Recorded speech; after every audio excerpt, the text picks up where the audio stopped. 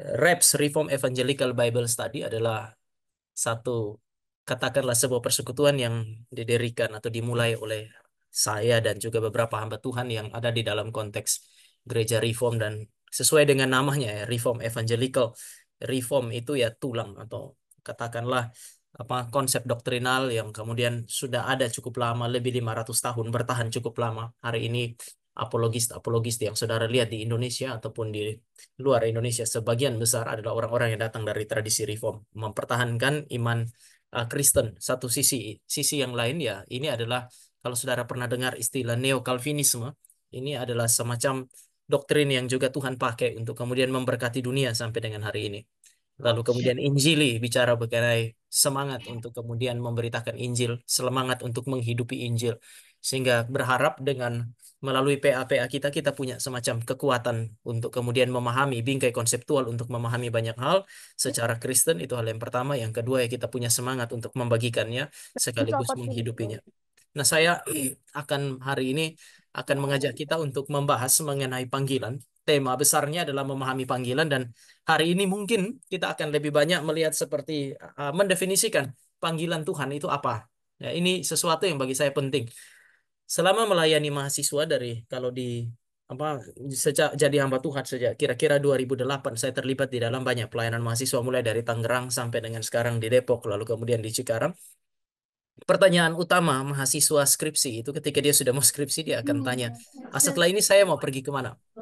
Jadi orang baru gelisah dengan panggilannya segera setelah dia akan lulus.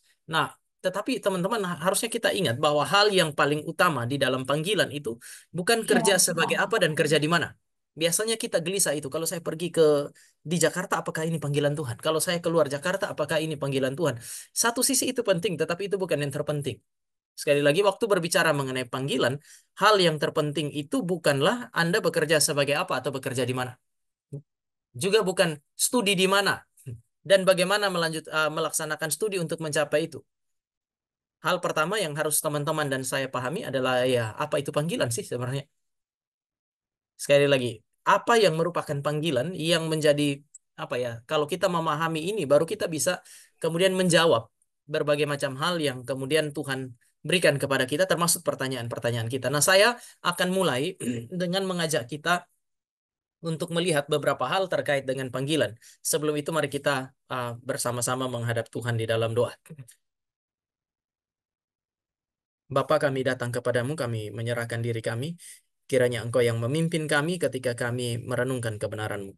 Berkatilah setiap kami di tempat ini, berikan kami pengertian. Pengertian yang paling mendasar tentang panggilan Tuhan bagi kami. Kami berdoa, pimpin hidup kami. Dalam nama Tuhan Yesus kami berdoa. Amin. Ya, jadi sekali lagi, yang pertama, hari ini kita selama beberapa minggu ini, selama bulan Januari, kita akan terus berbicara mengenai panggilan Tuhan. Nah, hari ini kita mulai dari hal yang paling dasar, yaitu mencoba mendefinisikan apa itu panggilan Tuhan. Nah, saya coba mengkonstruksi satu definisi yang berkaitan dengan beberapa hal. Dan saya pikir ketika saudara dan saya bicara mengenai panggilan, semua ini tidak boleh tidak ada. Panggilan adalah tindakan berdaulat dan bijaksana Tuhan. Jadi kalau Tuhan panggil kita, itu berkaitan dengan kedaulatannya Dia dan bijaksananya Dia, yang akan nampak melalui beberapa fakta ini. Yang pertama, di dalam kedaulatan dan bijaksananya, pertama Dia menciptakan dan menyelamatkan manusia. Sehingga nanti setelah ini, saudara dan saya akan lihat, saya akan ajak saudara untuk mengaitkan panggilan dengan karya penciptaan Allah terhadap kita. Lalu kemudian panggilan dengan karya keselamatan bagi kita. Tetapi saudara tidak bisa melepaskan diri dari apa yang disebut sebagai fakta bahwa Allah adalah pencipta dan penyelamat. Kalau Dia pencipta dan Dia penyelamat, maka Sang Pencipta itu memiliki tujuan ketika Dia menciptakan sesuatu. Semua yang namanya pencipta itu punya tujuan ketika dia mencipta. Dia pencipta bukan karena kebetulan jadi sesuatu itu, tetapi dia ada disebut sebagai pencipta karena dia mendesain, dia yang mendefinisikan apa yang disebut sebagai ciptaan. Dia menentukan tujuan dan fungsi-fungsinya. Nah, maka yang namanya panggilan itu harus dimulai dengan kesadaran bahwa Allah kita adalah Allah yang mencipta dan Allah yang menyelamatkan. Melalui penciptaan, dia menegaskan bahwa dia punya tujuan atas kita yang harus kita capai. Ini mengimplikasikan panggilan. Melalui tindakan penyelamatan, dia mengembalikan ciptaan yang sudah tidak ada pada jalurnya kepada jalur yang seharusnya, supaya bisa kembali mencapai tujuan. Maka tadi saya bilang hal yang paling penting itu bukan kerja apa atau kerja di mana. Hal paling penting adalah saudara dan saya tahu apa yang menjadi tujuan utama Allah di balik panggilan-panggilan panggilan yang Dia berikan bagi kita. Yang kedua, bijaksana Tuhan itu bukan hanya diekspresikan di dalam konteks di mana Dia menciptakan kita, menyelamatkan kita, tetapi Dia menempatkan kita di dalam berbagai dimensi hidup. Nah, dengan demikian nanti di bagian akhir saya akan kasih gambarnya, tetapi itu berarti panggilan itu tidak dikerjakan hanya di dalam satu bidang aja. Saudara tidak bisa bilang, saya dipanggil menjadi dokter, maka hidup saya hanya berurusan dengan dokter. Enggak. Poin nomor dua, mau mengatakan kepada kita bahwa panggilan Kristen bersifat multidimensional. Sekali lagi, panggilan, ketika kita ngomong mengenai panggilan, pertama berkaitan dengan Allah pencipta penyelamat, yang kedua bersifat multidimensional. Ya, misalnya, satu orang, saya sebagai pribadi, ya dipanggil, katanya menjadi hamba Tuhan. Betul, saya adalah seorang hamba Tuhan. Tapi saya seorang suami, saya seorang papa, saya seorang dosen, apalagi saya seorang gembala sidang. Itu berarti ada banyak dimensi yang harus saya masuki untuk melakukan satu panggilan yang sama. Jadi, poin pertama menekankan Allah sebagai pencipta dan penyelamat. Ada tujuan. Poin kedua mau menegaskan mengenai ada tempat. Ya, di mana Allah menempatkan saudara dan saya. Allah taruh saudara dan saya untuk kemudian mencapai tujuan itu dan banyak. Makanya saya bilang multidimensional. Saudara ini mahasiswa. Mungkin beberapa di antara saudara sambil jadi mahasiswa sambil pekerja. Jadi ada dua tempat. Lalu kemudian saudara adalah anak. Kalau saudara menikah nanti saudara bukan hanya jadi anak dari orang tua tapi bisa jadi orang tua dari anak-anak saudara. Jadi suami atau istri dan menjadi anggota gereja, jadi anggota masyarakat. Oh, dimensinya banyak gitu loh. Maka Allah menempatkan kita di dalam berbagai dimensi. Untuk apa? Untuk memuliakan Dia. Sekali lagi untuk memuliakan Dia. Tujuan Allah tuh ini. Kalau saya mau bilang apa motor itu as yang di tengah itu ini dia. Poin 3 dan 4. Tuhan cipta kita, selamatkan kita, taruh kita di berbagai tempat pada saat yang sama supaya di setiap tempat kita memuliakan Allah. Tujuannya itu. Yang kedua, supaya kita bisa menikmati Dia. Maka aneh kalau saudara bilang ini adalah tempat di mana saya Tuhan memanggil saya, Tuhan tempatkan saya. Tapi kok kita tidak menikmati relasi dengan Tuhan? Ini janggal. Tuhan kasih kita di satu tempat supaya kita bukan hanya memuliakan Dia, tetapi kita menikmati Dia, menikmati relasi dengan Dia. Makin saudara dan saya memberikan kekuatan kita secara maksimal untuk melayani Tuhan, harusnya saudara dan saya akan makin menemukan bahwa relasi kita dengan Dia harus makin intim. Nanti saya juga akan memberikan sejumlah alasan. Tetapi kemudian bukan hanya sekedar menikmati Allah, tetapi Tuhan akan mendorong saudara dan saya berelasi dengan segala sesuatu termasuk alam ini. Saudara mungkin apa ya studi sekarang di bidang apa saya tidak tahu, tapi Allah bisa mengizinkan saudara dan saya untuk berelasi dengan alam semesta ini supaya kita bukan hanya kita yang memuliakan Allah, tetapi di dalam relasi dengan segala sesuatu yang kita sentuh, semua yang kita sentuh itu kemudian bisa menyatakan atau merefleksikan apa yang disebut sebagai kemuliaan Tuhan. Orang Kristen yang memuliakan Tuhan, semua yang dia sentuh menyenangkan hati Tuhan. Nanti saya juga akan jelaskan. Lalu, kemudian ada fungsi yang lain memang. Tuhan panggil kita masuk ke segala bidang hidup, ya melaluinya Tuhan pelihara hidup kita, mempertahankan kehidupan kita. Jadi, memang panggilan itu berkaitan dengan Tuhan, tapi perpanggilan juga nanti berkaitan dengan kehidupan saudara dan saya. Bagaimana kita punya kelangsungan hidup itu tetap dipertahankan oleh Tuhan. Lalu kemudian yang namanya panggilan itu bukan hanya untuk kita, tetapi juga menolong kita supaya kita bisa berbagi hidup kepada sesama. Maafkan, poin 7 ini bukan berbagai ya, tapi berbagi hidup dengan sesama. Jadi ketika saudara dan saya bicara mengenai panggilan, wah ada banyak hal yang mesti dibicarakan di sana. Ini baru ngomong definisi ini dia. Semua orang harus sadar bahwa kalau mau menggenapi panggilan, saudara sadar Allah pencipta dan penyelamat punya tujuan. Untuk mencapai tujuannya, dia menempatkan kita bukan hanya di satu tempat, tetapi di berbagai tempat atau di berbagai dimensi. Jadi, jangan menyempitkan panggilan hanya pada satu dimensi saja. Sehingga misalnya kalau saudara mau jadi apa ya, ada yang mau jadi arsitek, tiap hari yang dia gumuli adalah buku-buku berkaitan dengan arsitek, tapi relasi dengan orang tua, dengan yang lain rusak. Relasi dengan Tuhan bahkan rusak. Itu tidak boleh terjadi. Kenapa? Karena ya Tuhan menempatkan kita di berbagai bidang untuk tujuan memuliakan Dia, bersekutu dengan Dia. Ya, Tuhan itu taruh kita di berbagai tempat supaya kita bekerja mempermuliakan dia, lalu kemudian kita juga bisa menikmati relasi dengan dia. Maka aneh kalau saudara terlalu sibuk kerja sampai nggak ada relasi dengan Tuhan. Tuhan itu bahkan menciptakan hari Sabat supaya kita berhenti dari kerja, lalu kemudian menikmati pemeliharaan dia. Dia pelihara hidup kita, kita berhenti kerja dari memelihara hidup. Sekarang Tuhan yang bekerja memelihara hidup kita, walaupun kita nggak bekerja pada hari Sabat. Seharusnya begitu. Tapi ada orang yang bahkan sudah tidak punya waktu lagi untuk menikmati Sabat. Dia lebih sibuk dari Tuhan. Itu sudah bukan lagi apa ya? Manusia bingung, Tuhan pun bisa bingung lihat orang macam ini. Tetapi saudara dan saya tidak boleh mengerjakan tugas-tugas tanpa motif untuk mempermuliakan Allah dan kemudian kecenderungan untuk menikmati Dia. Lalu kemudian ketika berkaitan dengan alam semesta, apapun itu, Allah mendorong saudara dan saya untuk menata kelola segalanya supaya bisa menceritakan kemuliaan Tuhan. Melalui seluruh proses ini kita bertahan hidup, Tuhan pelihara hidup kita, maka gak boleh juga kemudian saudara dan saya bilang, kalau saya mau mengerjakan panggilan ini, saya mau menjadi seorang pekerja, tetapi saya ini bukan untuk hidup saya. Enggak, memang Tuhan suruh saudara dan saya kerja, beri saudara panggilan supaya bisa hidup. Tetapi juga tidak egois. Kita ditolong untuk kemudian belajar, untuk berbagi hidup kepada sesama. Nah, tanpa fakta-fakta di atas, kira-kira 7 fakta ini, saudara harus melihat bahwa harus berhati-hati. Bahwa tanpa fakta-fakta di atas, Anda mungkin sedang berada di tempat yang salah.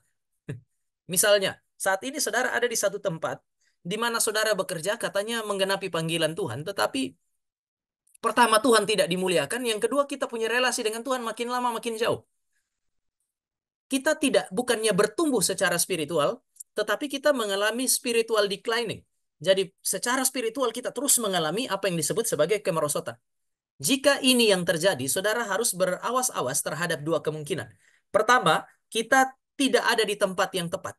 Artinya Tuhan sebenarnya nggak panggil ke situ, kita pergi ke situ. Saya sering tanya kepada teman-teman mahasiswa ya, ke dalam pelayanan saya, mana sih yang memuliakan Tuhan? Menjadi pendeta atau jadi pengusaha? Kalau seorang pengusaha atau katakanlah seorang pengusaha berhenti jadi pengusaha lalu dia jadi hamba Tuhan, apakah dia memuliakan Allah? Kalau seorang pendeta berhenti jadi pendeta lalu dia jadi pengusaha, apakah dia memuliakan Allah?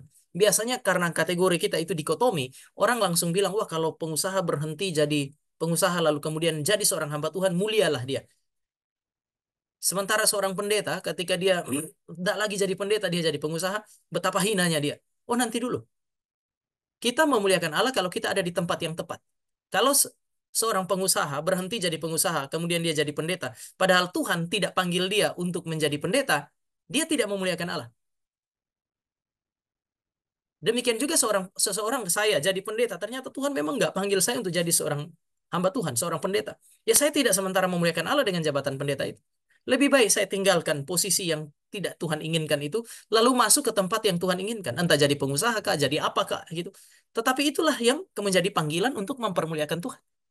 Nah, setiap kali saudara dan saya ada di satu tempat di mana saudara dan saya tidak dipanggil oleh Tuhan, biasanya saudara dan saya akan menemukan kita bukan hanya tidak memuliakan Allah, tetapi mengalami kemerosotan secara spiritual. Sehingga kalau makin lama makin jauh dari Tuhan, tanyalah, apakah saya ada di tempat yang tepat? Jadi bagaimana Pak? Apakah saya harus keluar? Oh nanti dulu, karena ada kemungkinan yang kedua. Ini yang saya bilang menggumuli panggilan itu. Karena bisa saja saudara ada di tempat yang benar, tapi tidak dijalani dengan benar. Kalau kita ada di tempat yang tepat, tetapi tidak dijalani dengan benar, ya itu persoalan juga.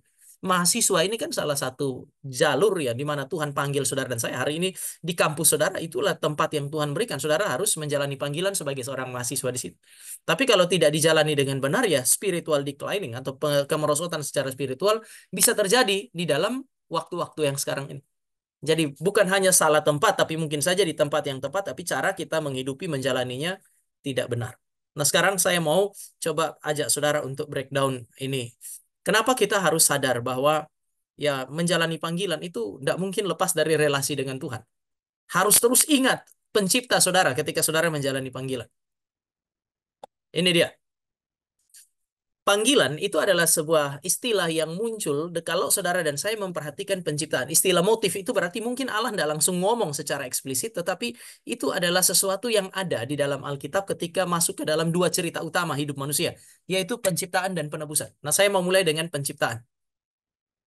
Ada satu kalimat ini, setelah Allah mencipta, Kejadian 1 ayat 1, segala sesuatu yang Tuhan ciptakan itu sungguh amat baik. Manusia dan alam semesta sungguh amat baik. Sungguh amat baik berarti bukan hanya berarti baik pada dirinya, indah pada dirinya, tetapi dia baik karena dia merefleksikan kemuliaan Tuhan. Saudara mesti ingat ini. Artinya manusia itu sungguh amat baik bukan karena dia cakep atau dia cantik. Manusia itu sungguh amat baik karena dia adalah ciptaan yang bisa mempermuliakan Tuhan, merefleksikan kemuliaan Tuhan. Itu nampak dari beberapa fakta ini, teman-teman. Ketika manusia dicipta, dia dicipta sebagai gambar Allah. Saya sering kalau ngajar agama, saya selalu ingatkan gambar Allah itu bukan mengacu pada gambar, tapi semacam patung ya. Patung seorang raja ditaruh di wilayah lain supaya orang-orang yang datang atau Raja Israel bikin patung setelah berperang melawan Mesir, dia menang, dia bikin patung yang mirip dengan dia, taruh di Mesir supaya ketika orang datang ke Mesir tahu, oh, Mesir bukan lagi milik Firaun tapi miliknya Raja Israel. Artinya patung Raja Israel fungsinya adalah untuk merefleksikan, menyatakan kemuliaan sang raja. Nah, begitu juga gambar Allah atau patungnya Allah berfungsi untuk mempermuliakan Allah. Saudara jangan lupa, ini adalah panggilan utama kita. Panggilannya teman-teman dan saya adalah untuk mempermuliakan Tuhan. Segala sesuatu adalah dari Dia, oleh Dia, untuk Dia. Bagi Dialah kemuliaan sampai selama-lamanya. Segala sesuatu, termasuk eksistensi kita, adanya kita itu untuk mempermuliakan Tuhan. Tetapi yang kedua, kita adalah gambar Allah, maka kita dicipta di dalam persekutuan dengan Tuhan. Artinya setiap kali kita mau Tuhan panggil kita, bukan hanya mempermuliakan Dia, tapi Tuhan panggil kita supaya ketika kita mengerjakan tugas-tugas kita itu, apapun itu, kita didorong untuk kemudian menikmati Tuhan.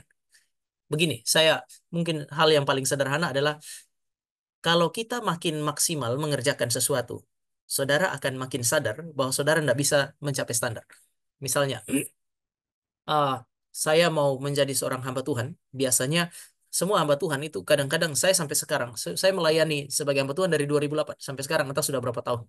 Tetapi setiap hari Sabtu menuju hari Minggu itu waktu yang termasuk waktu paling stres bagi saya.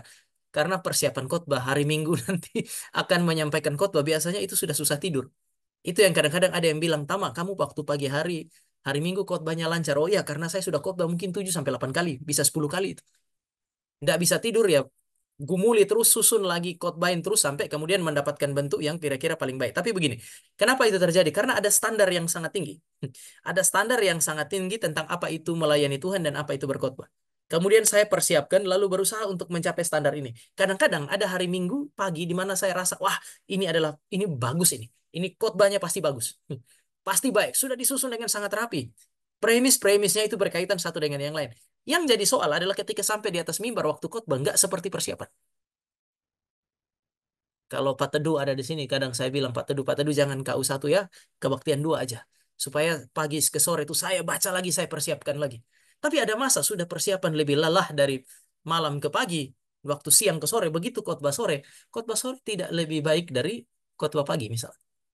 Jadi ada masa saudara saya tahu standar begitu tinggi, kita bercoba untuk menuju ke sana. Selalu kita ketemu bahwa ya antara yang ideal dengan kenyataan tuh kadang-kadang jahat.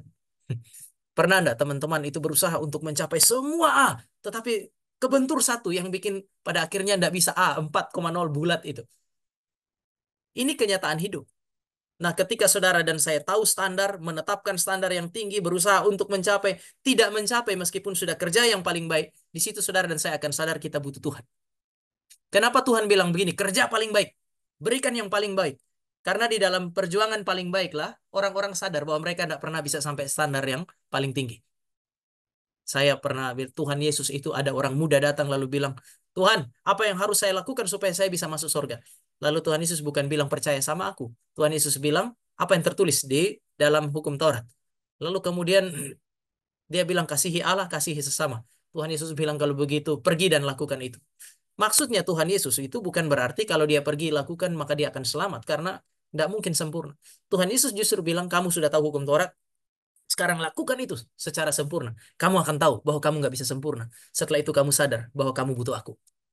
Nah, Tuhan kasih kita kerja keras. Suruh kita jadi mahasiswa yang mengusahakan yang terbaik dalam studi-studi kita. Supaya apa? Supaya kita itu pada akhirnya sadar bahwa kita butuh anugerah Tuhan, butuh relasi dengan Dia. Maka aneh, kalau Banyak orang mengerjakan panggilan, mau katanya memuliakan Tuhan, memberikan yang paling baik, lalu kemudian tidak merasa bahwa dia butuh relasi dengan Tuhan.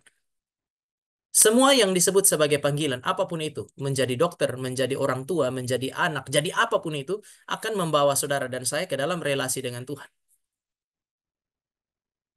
Panggilan akan selalu menarik kita untuk dekat kepada Tuhan, tetapi juga sekaligus keluar dari diri kita, lalu berelasi dengan yang lain.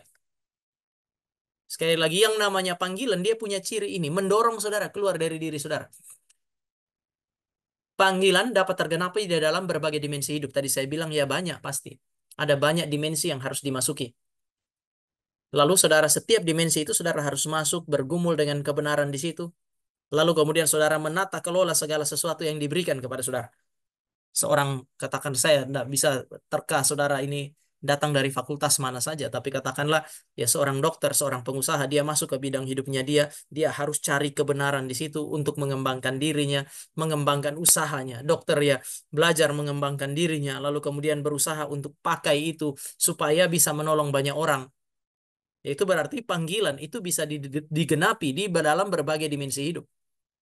Saudara tidak bisa menyempitkan panggilan itu hanya pada satu dimensi aja. Tuhan tidak pernah panggil satu orang itu hanya pada satu tempat. Tapi Tuhan panggil kita masuk ke berbagai dimensi dan tugasnya sama. Menata kelola dimensi itu. Tempat di mana kita ada. Keluarga, usaha, apalagi studi, saudara. Masuklah ke sana. Bergumulah dengan kebenaran supaya di sana nama Tuhan dipermuliakan. Manusia dipanggil untuk keluar berelasi dengan sesamanya. Untuk apa? Untuk memelihara hidup. Saya pakai sini bertahan hidup dan kemudian berbagi hidup.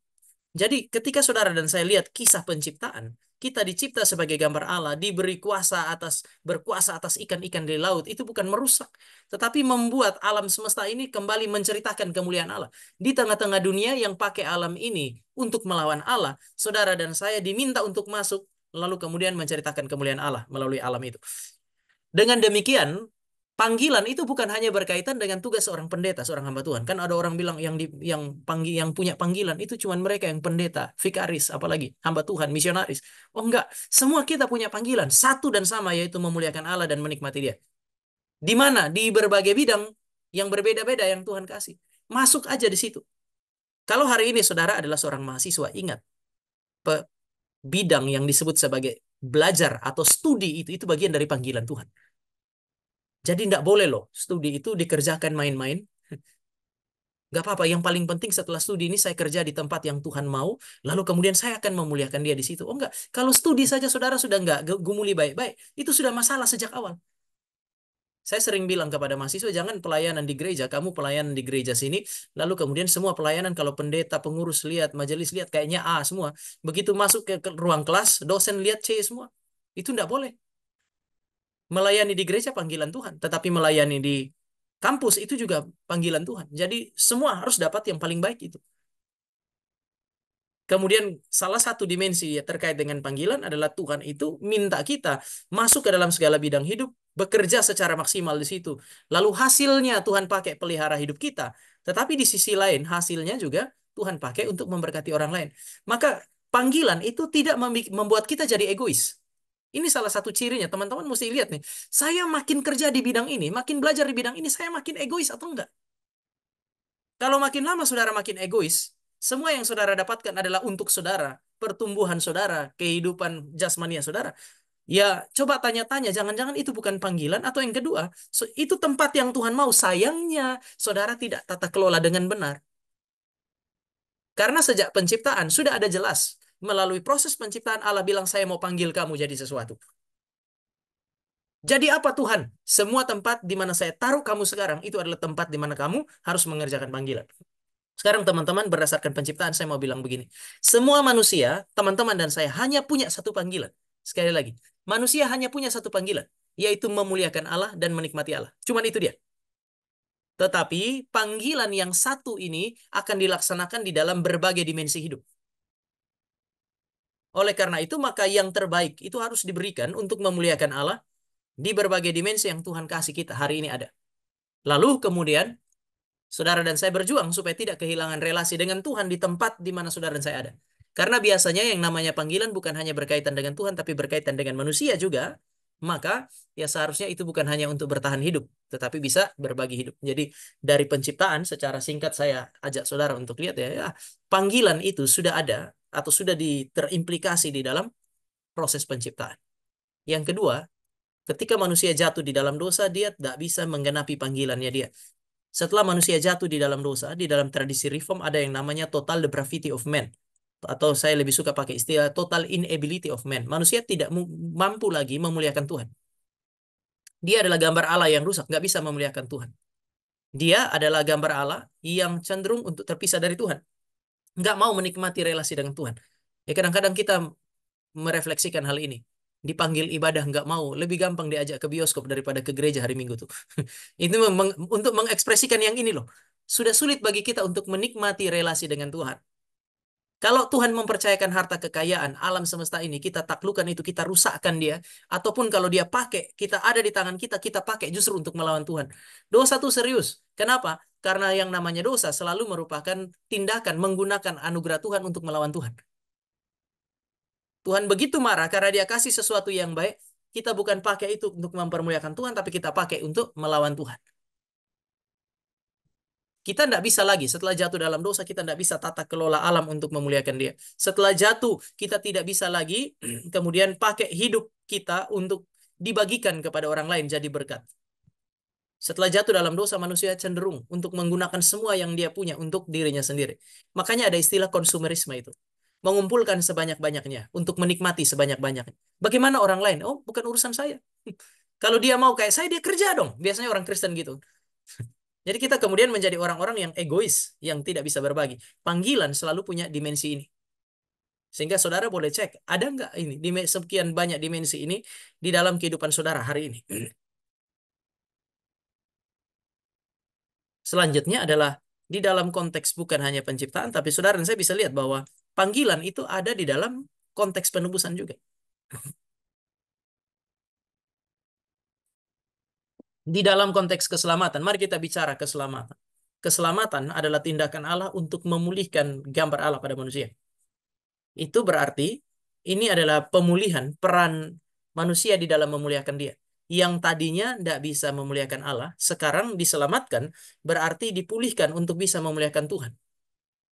Maka Roma pasal 11, saya ajak saudara, nanti saya bacakan ya, bagi saudara. Saudara akan menemukan hal yang menarik di situ. Roma pasal 11 ayatnya yang ke-36. Tadi saya sempat singgung itu. Nah, sebelum saya masuk ke sana, Roma 1 sampai 11 itu bicara mengenai keselamatan, karya keselamatan. Jadi Roma itu dibagi jadi dua unit besar. Pasal 1 sampai 11, lalu pasal 12 sampai 16. Pasal 1 sampai 11 bicara mengenai tindakan Allah atau karya Allah untuk menyelamatkan manusia. Singkat cerita begitulah. Lalu sekarang bagaimana dengan pasal 12 sampai 16? Pasal 12 sampai 16 itu bercerita mengenai bagaimana respon saudara dan saya terhadap karya keselamatan. Supaya saudara dan saya bisa meresponinya dengan benar, dia mulai dengan ayat yang ke-36 itu. Sebab segala sesuatu adalah dari dia, oleh dia, dan kepada dia. Bagi dialah kemuliaan sampai selama-lamanya. Bagi semua yang diselamatkan oleh Tuhan, panggilannya satu, yaitu memuliakan dia. Maka dia bilang bagi dialah kemuliaan sampai selama-lamanya. Sampai kapanpun, di dalam kondisi apapun, Allah harus dimuliakan. Di posisi manapun saudara ditempatkan oleh Tuhan, Allah harus dimuliakan. Maka saudara dan saya lihat keselamatan adalah pemulihan gambar Allah berkaitan dengan pemulihan peran. Lalu sekarang lihat pasal 12 ayat 1 dan 2.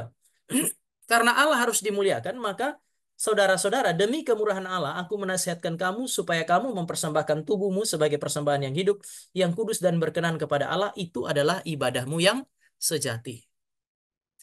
Keselamatan berarti Allah memulihkan gambarnya supaya mereka memuliakan dia. Dengan cara apa? Dengan sekali lagi masuk ke dalam segala dimensi hidup, menjadikan dimensi hidup yang ditempati itu sebagai mesbah untuk meletakkan korban, yaitu hidup kita.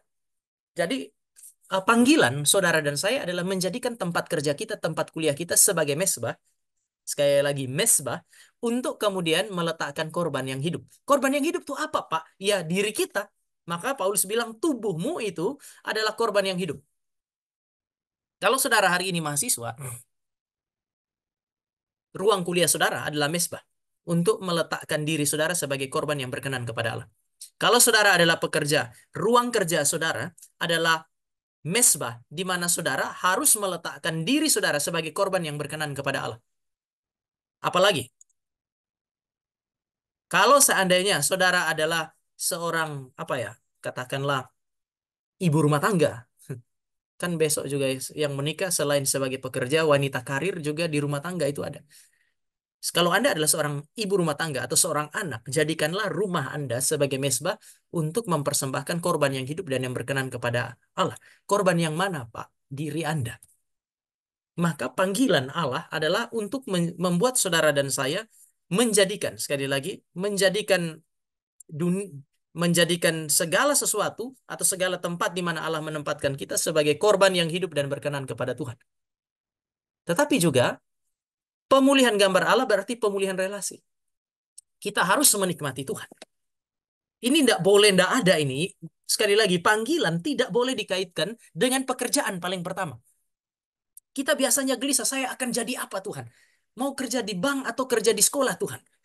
Yang mahasiswa ekonomi, Tuhan sekarang saya sudah selesai, lagi tulis skripsi, kemudian saya mau kemana Tuhan? Apakah saya akan jadi mahasiswa, menjadi mengajar ekonomi di sekolah Kristen, atau saya ini Tuhan nanti akan jadi apa ya? Jadi seorang ekonom. Kemudian kita bergumul di situ. Nah. Dimanapun Anda ditempatkan, itu bukan masalah utama. Masalah utama adalah Allah dimuliakan dan ada relasi dengan Tuhan atau tidak. Jangan-jangan Tuhan dipermalukan, lalu relasi dengan Tuhan tidak ada. Kenapa? Kalau saudara perhatikan, saya nggak panjang, tetapi saudara bisa lihat, saya suka pakai contoh ini karena kitab Keluaran itu begitu jelas. Keluaran pasal 3 ayat 12. Dia bilang, ini tandanya bahwa aku menyelamatkan kamu. Yaitu kamu akan beribadah kepadaku di gunung ini. Tuhan ngomong kepada Musa bahwa kalau dia selamatkan Israel melalui Musa, tandanya bukan masuk Kanaan loh. Tandanya adalah beribadah di Sinai, di padang gurun. Selamat pertama-tama untuk beribadah. Lalu Allah pimpin jalan masuk ke Kanaan. Tetapi Tuhan pimpin kepada ibadah. Lalu setelah itu, saudara akan lihat, Keluaran pasal 20 ini ngomong mengenai 10 hukum. Tuhan kasih hukum-hukum untuk atur kehidupan. Setelah itu kalau saudara punya Alkitab, saudara bisa langsung lihat pasal 21 sampai 40. 20 pasal itu ngomong mengenai bagaimana ibadah di Israel ditata oleh Allah. Ini untuk memberi petunjuk kepada saudara dan saya bahwa Allah ketika menyelamatkan saudara dan saya, ya dia panggil kita untuk masuk ke dalam relasi dengan dia. Kenapa? Karena penggenapan panggilan Tuhan itu tidak bisa dilepaskan dari relasi dengan Tuhan. Jangan mimpi saudara dan saya bisa menjalani dan menggenapi panggilan Tuhan kalau tidak ada relasi dengan Tuhan. Makanya tadi saya bilang, kalau gelisahlah, kalau di tempat kerja, tempat kuliah saudara sekarang, yang terjadi adalah dua hal itu. Tidak bisa memuliakan Tuhan, tidak bertumbuh secara spiritual, relasi dengan Tuhan rusak. Keselamatan itu diberikan oleh Allah supaya saudara dan saya juga bisa melakukan pekerjaan baik yang Dia berikan kepada kita. Maka saya sangat percaya ya memang ada hal-hal yang harus dikerjakan meskipun tadi saya bilang bukan itu yang terpenting, tetapi ada hal-hal yang harus saudara dan saya kerjakan di dalam dunia ini. Panggilan Kristen, saudara harus perhatikan ini, kalau Tuhan panggil dan tempat itu adalah panggilan Tuhan, kita bukan hanya memuliakan Tuhan, menikmati relasi dengan Tuhan di situ. Entah susah, entah senang, tapi kita bisa muliakan Tuhan. Susah, Tuhan bilang kok, kamu diutus seperti domba ke tengah serigala. Jadi susah ya wajar. Tetapi kalau eh, ukuran panggilan itu bukan susah atau mudah. Ukuran panggilan itu ya memuliakan Allah atau tidak, bahkan di tempat tersulit, menikmati Allah atau tidak. Yang ketiga ini, panggilan itu selalu membawa saudara dan saya kepada dimensi sosial. Yang namanya panggilan itu punya dimensi sosial. Kalau Tuhan panggil tempatkan saudara di satu tempat, ingat, ada kalimat ini dalam Yeremia, usahakanlah kesejahteraan kota di mana kamu, aku buang. Ada dimensi sosial. Jadi kalau panggilan itu memisahkan saudara dari sesama, itu masalah. Efesus pasal 4 ayat 28 itu. Efesus 4 ayat 28, itu dia bilang kalau ada orang yang mencuri, dia bukan hanya berhenti mencuri. Biasanya kita bilang kalau pencuri bertobat, dia berhenti mencuri. Paulus bilang enggak. Pencuri tidak bertobat dengan berhenti mencuri. Pertobatan itu bukan hanya berhenti dari kejahatan, tetapi berjalan ke arah sebaliknya. Maka Paulus bilang, kalau seorang pencuri bertobat, dia bukan hanya berhenti mencuri, tapi dia bekerja. Bayangkan kalau habis pencuri bertobat, dia jadi pengangguran. Besok dia akan nyuri lagi. Makanya Paulus bilang kalau pencuri bertobat, salah satu cirinya pertama adalah dia bekerja. Setelah dia kerja bilang apa? Puji Tuhan, hidup saya sekarang tidak dengan mencuri lagi. Oh enggak. Kamu harus menolong orang lain supaya orang lain tidak mencuri. Dengan cara apa? Hasil kerjamu bagi ke mereka. Efesus pasal 4 ayat yang ke-28. Panggilan keselamatan itu memanggil kita untuk melakukan pekerjaan yang menyenangkan Tuhan, memelihara hidup kita, tapi jadi berkat bagi sesama. Maka selalu ada dimensi sosial pada panggilan. Hati-hati dengan pekerjaan yang membuat saudara itu sekali lagi terpisah dari sesama. Oh, di tempat kerja ini Pak Tama, hanya saya dengan Tuhan lah. Nggak bisa. Nggak akan. Tuhan kalau panggil saudara, dia akan bawa saudara untuk menikmati relasi dengan sesama. Ini, Matius pasal 25. Saudara kalau punya lihat ayat Alkitab di situ, saudara boleh lihat. Matius pasal 25. Panjang itu. Kita nggak akan lihat semua, tapi saya mau mulai dengan ayat 1 sampai 13. Cerita mengenai gadis bijak dan gadis bodoh. Perhatikan ayat 13, langsung kesimpulan. Karena itu berjaga-jagalah, sebab kamu tidak tahu akan hari maupun saatnya. Ada perintah bagi Kristen untuk berjaga-jaga. Nah sekarang, bagaimana saya berjaga-jaga? Ayat 14, di dunia ini saudara berjaga-jaga dengan menggunakan talenta dengan benar. Berjuang melipat gandakan talenta saudara. Ayat 14 sampai dengan ayat yang ke-30. Ini kan personal sekali. Semua yang baik yang Tuhan berikan harus dilipat gandakan. Berjuang. Akal budi yang Tuhan kasih harus dimaksimalkan supaya dapat nilai yang paling baik. Seorang pekerja Kristen harusnya memiliki etos kerja yang baik, semangat kerja yang baik, sehingga apa yang ada pada dirinya itu bisa dipakai untuk dirinya, dikembangkan untuk dirinya, dan juga untuk tempat di mana dia bekerja. Ini kan model kerjanya orang Kristen. Kita kasih yang paling baik.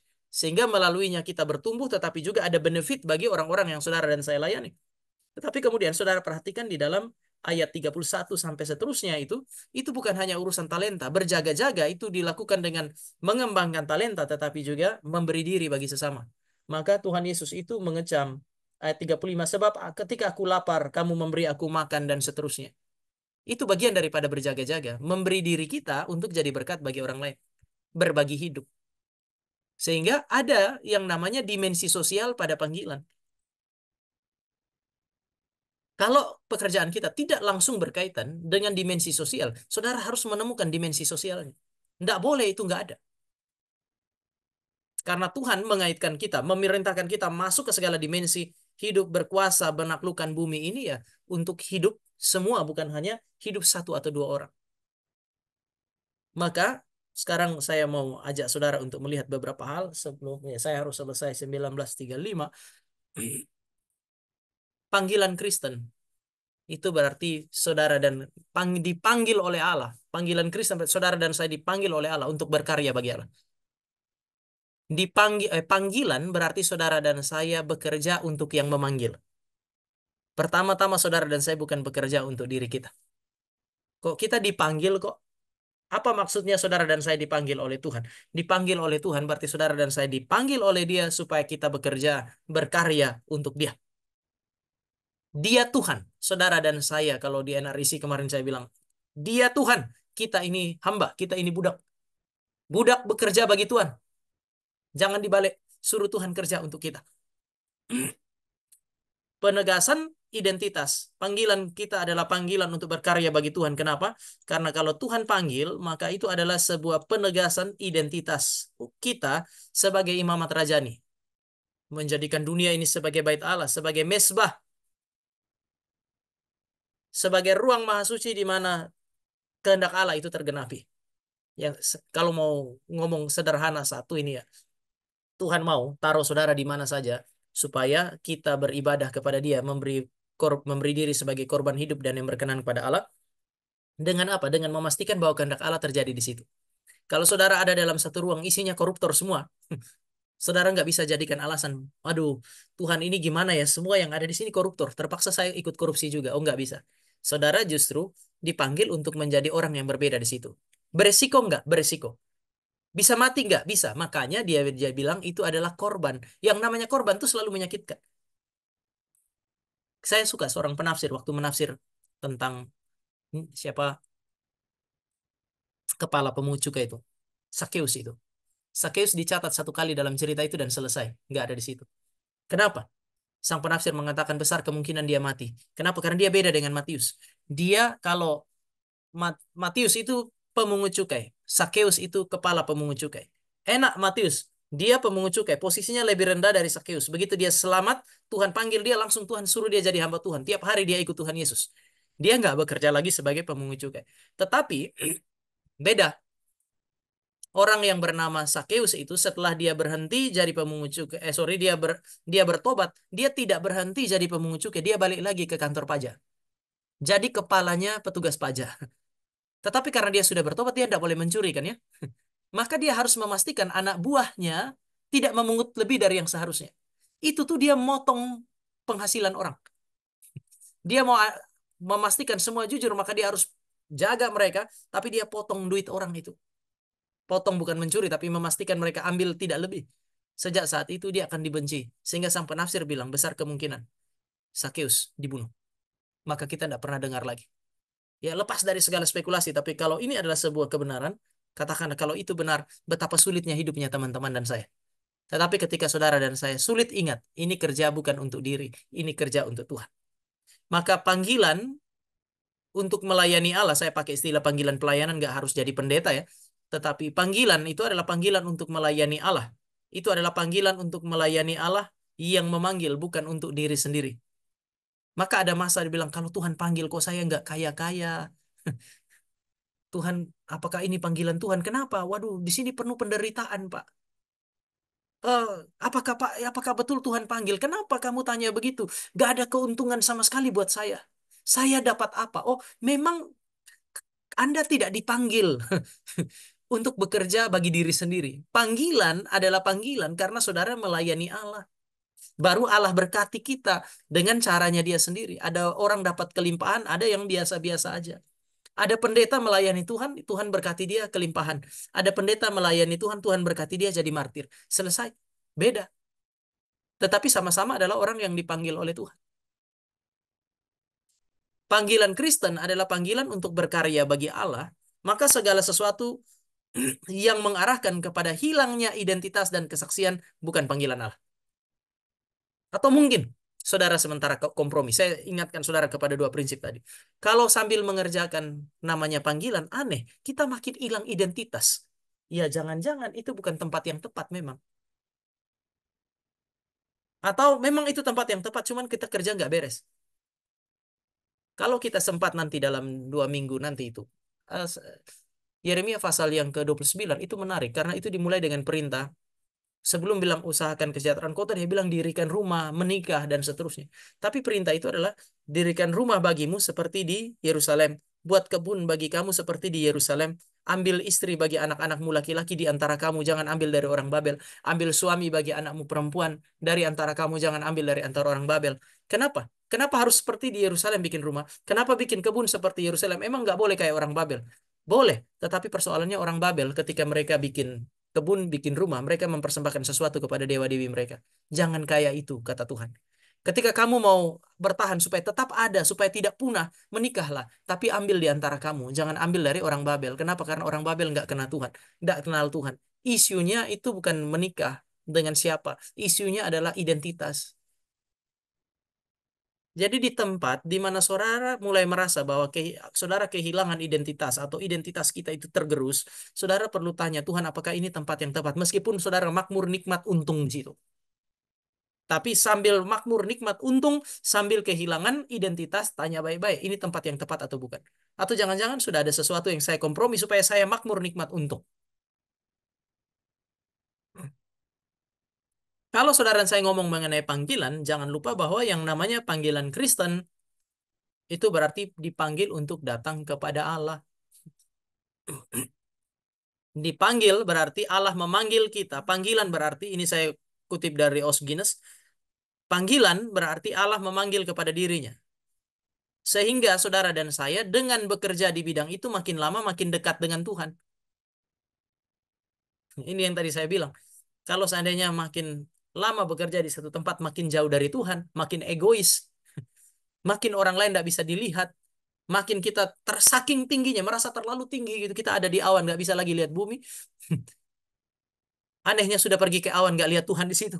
Sudahlah, jangan-jangan bukan itu tempatnya, atau saudara sementara ada di tempat yang tepat, namun menjalaninya dengan cara yang tidak berkenan pada Allah. Salah satu ukuran saudara sementara ada di dalam jalur panggilan Tuhan adalah makin lama saudara makin dekat dengan Dia. Justru semakin pekerjaan yang dilakukan dengan semakin sungguh-sungguh, berdasarkan standar yang benar dan sempurna, itu justru akan menyadarkan bahwa kita tidak sanggup untuk mencapai itu. Maka kita butuh anugerah Tuhan. Makanya Oswines bilang, panggilan itu adalah cara Allah panggil kita kepada dirinya di dalam seluruh keberadaan kita. Di dalam segala sesuatu yang kita lakukan. Dilakukan dengan pengabdian. Pengabdian itu betul kerja dengan sungguh-sungguh. Oswines maksudnya kerja sungguh-sungguh lah. Supaya kalau kamu kerja sungguh-sungguh, kamu sadar kamu tidak bisa capai standar Tuhan. Jadi sambil bekerja keras, sambil sandar kepada Tuhan. Panggilan menuntut pengabdian. Kalau memang namanya panggilan, itu kita ada di dalam panggilan, maka Tuhan suruh kita kerja habis-habisan itu. Habis-habisan. Dan ini kesulitannya. Karena Tuhan menuntut yang terbaik, berarti saudara habis-habisan. Karena standar Tuhan itu sempurna. Di gereja, di tempat kerja, kadang-kadang kita ke pelayanan seadanya. Guru sekolah minggu, persiapan aja enggak. Dia rasa dia malaikat.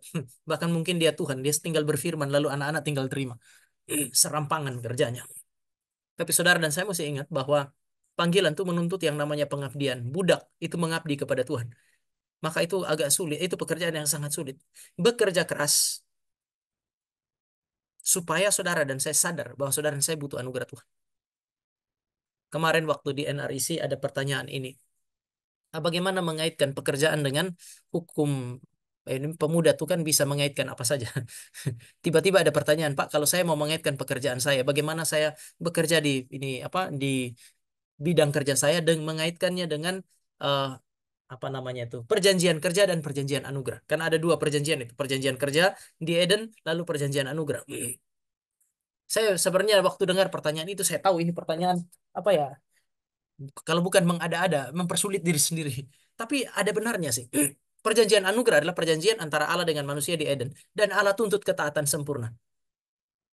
Kalau kamu taat sempurna, maka kamu akan dapat hidup kekal. Kalau kamu tidak taat, kamu akan mengalami kematian. Nah, ternyata manusia tidak taat. Artinya manusia tidak bisa taat sempurna. Dan setelah itu tidak ada orang bisa taat secara sempurna. Maka butuh perjanjian kedua, namanya perjanjian anugerah. Perjanjian anugerah itu adalah perjanjian yang dilakukan oleh Allah dengan manusia dengan satu kesadaran. Manusia itu kalau kerja, meskipun dia tahu yang sempurna, dia tidak bisa sempurna. Maka dia butuh anugerah Tuhan.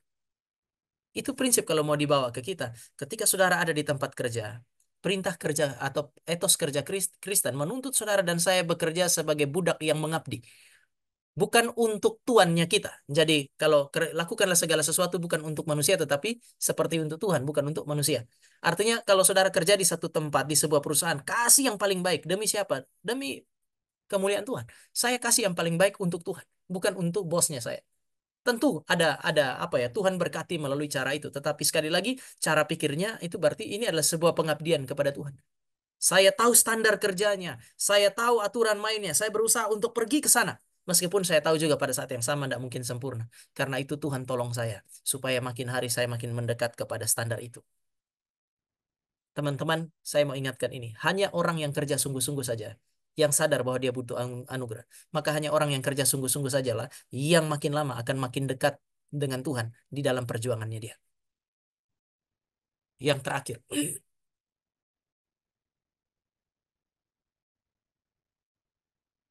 yang namanya panggilan, itu adalah sekaligus sebuah pengutusan. Satu sisi tadi kan panggilan untuk mendekat. Mendekat berarti berelasi dengan dia, bertumbuh ya. Ini tadi poin yang ini ya. Panggilan itu adalah dipanggil kepada Allah berarti kita mendekat. Makin lama itu kita makin dekat dengan dia, makin bertumbuh serupa dengan dia. Tetapi yang namanya panggilan itu sekaligus juga merupakan sebuah pengutusan. Di titik ini kita seperti keluar dari satu tempat, tapi bukan keluar dari relasi dengan Allah. Dalam relasi dengan Allah, kita didorong untuk apa? Untuk masuk ke dalam dunia, masuk ke dalam segala dimensi hidup. Ini dimensi hidup ini bisa banyak kan ya? Yang ini. Masuk ke sana. Supaya saudara dan saya bisa bertahan hidup mengembangkan talenta di situ. Tetapi ada saudara dan saya diutus ke dunia karena panggilan itu punya dimensi sosial. Kita harus jadi berkat dengan berbagi hidup kepada dunia. pergi sini dengan keluarga ya kita bertahan hidup. Oh, Tuhan pakai keluarga memelihara kita. Tapi Tuhan juga pakai kita untuk kemudian memberkati keluarga, masyarakat, dan seterusnya. Ada dimensi kosmik. Kita mengusahakan hidup tanpa menghancurkan dunia. Jadi kita ini satu sisi adalah orang-orang yang dipanggil untuk menjaga. Nah, sekarang saya mau tutup dengan prinsip ini. Panggilan semua orang Kristen cuma satu, yang di tengah ini, teman-teman. Ini panggilan Kristen.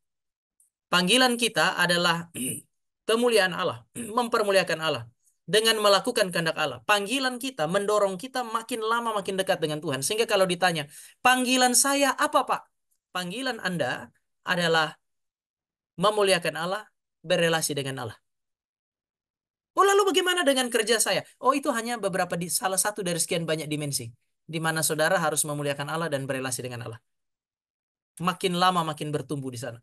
Maka entah dalam keluarga, dalam pelayanan, dalam masyarakat, di dalam studi, di dalam kehidupan politik, bahkan ketika saudara beristirahat, di dalam aspek finansial saudara dan segala bidang ini, coba lihat satu orang ini Tuhan taruh di dalam banyak wilayah ini. Dan Allah harus dimuliakan di sini. Kehendak Allah harus terjadi di sini. Ini yang bikin hidup Kristen itu susah. Jadi kalau sekali lagi, kalau saudara tanya ke saya, panggilan saya apa, Pak? Untuk 200-an orang hari inilah gitu. Panggilan kami apa, Pak? Panggilan Anda cuma satu. Panggilan kita beda-beda. Kita ada di tempat berbeda, tapi panggilan cuma satu. Mempermuliakan Allah. Berelasi dengan dia. Menikmati dia. Mempermuliakan dia. Dengan cara apa? Dengan cara masuk ke segala dimensi yang Tuhan utus kita masuk ke sana. Jadikan setiap dimensi ini sebagai mesbah di mana tubuh kita, hidup kita dipersembahkan kepada Tuhan untuk kemudian mempermuliakan Dia. Jadi, sekali lagi hanya ada satu panggilan yang dikerjakan di dalam banyak dimensi. Dan saudara harus ingat ini, lebih baik saudara sadar yang ini. Ini adalah hal pertama yang harus disadari. Makanya tadi saya bilang apa itu panggilan? Ya ini. Dari penjelasan macam-macam itu saya hanya membawa saudara pada satu hal ini dari segala dimensi tadi, entah dari sudut pandang penciptaan, dari sudut pandang penebusan, ya ini kehendak Allah, relasi dengan Allah, dan kemuliaan Allah. Artinya poros panggilan Kristen adalah pribadi Allah, bukan kita. Kita adalah orang-orang yang diutus masuk ke dalam segala dimensi ini supaya dengan bergumul di sini kita makin dekat dengan Dia. Supaya dengan bergumul di sini semua yang ada di dalam sini mempermuliakan Tuhan. Ya. Jadi jangan sampai kita ngomong ini keluar dari relasi dengan alam, masuk ke dalam keluarga, masuk ke segala bidang. Orang lihat, wah gila ya. Ada serigala masuk ke dalam, ke tengah-tengah serigala, bahkan dia lebih buas dari semua serigala yang tadi ada di sana. Wah bahaya. Saudara benar-benar mesti jadi domba yang diutus oleh Allah, masuk ke tengah-tengah relasi dan berbagai dimensi hidup. Mari kita berdoa. Tuhan, kami bersyukur untuk hari ini ada kesempatan bagi kami untuk sama-sama boleh belajar karena kami percaya ini adalah cara Tuhan untuk menolong kami mengerti hidup kami. Kami bersyukur karena ada banyak dimensi yang kami boleh pakai untuk melihat panggilan Tuhan. Namun pada akhirnya kami hanya bisa menemukan bahwa kami semua dipanggil untuk mempermuliakan Dia dengan berelasi dengan Dia dan melakukan kehendaknya di segala dimensi hidup. Kami bersyukur bahwa panggilan kami memiliki dimensi yang bersifat spiritual, relasi dengan Allah, kemuliaan Allah, dan kehendaknya. Tetapi kami juga tahu bahwa panggilan ini diberikan untuk memelihara hidup kami. Tapi juga memiliki dimensi sosial, di mana kami seharusnya berjuang memberi yang terbaik. Bukan hanya bagi Tuhan, tetapi juga untuk kemuliaan Tuhan yang dinyatakan melalui pelayanan kepada sesama. Pimpin dan kami dan sertailah kami pada malam hari ini ketika kami mempertimbangkan segala sesuatu yang telah Engkau berikan bagi kami. Dalam nama Tuhan Yesus kami berdoa. Amin. Ya, saya kembalikan ke ya. Baik, terima kasih Pak Tama atas pemberitaan firman Tuhan yang pada malam hari ini. Untuk eh, sesi tanya jawab dibuka, teman-teman yang ingin bertanya bisa langsung raise hand, dan jika tidak bisa secara langsung untuk chat di room chat. Dipersilakan.